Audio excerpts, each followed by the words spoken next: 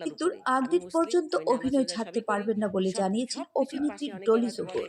অনেকেই নাকি তাকে বলেছেন অভিনয় ছেড়ে আল্লাহকে ডাকতে, কিন্তু তিনি এটা শুনতে নারাজ। তিনি বলেন, একটা মানুষ কত আল্লাহকে ডাকতে পারে, আমি তো একসময় আল্লাহর উপর বিরক্ত হয়ে যাব।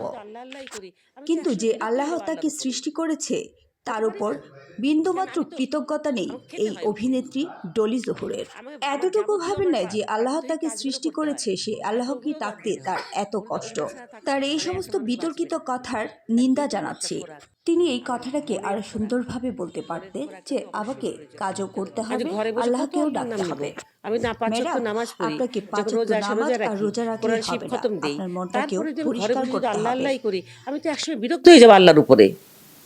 হতে পারি না কেন? আমি তো আমাকে খেতে হয় উঠে, আমাকে আমার যাবতীয় আমার প্রাত্যহিক কাজগুলো করতে হয়, হয়তো ওগুলোও বাদ দিতে হবে। ওগুলো ছাড়া থাক মানে একটা মানুষ বাঁচবে না।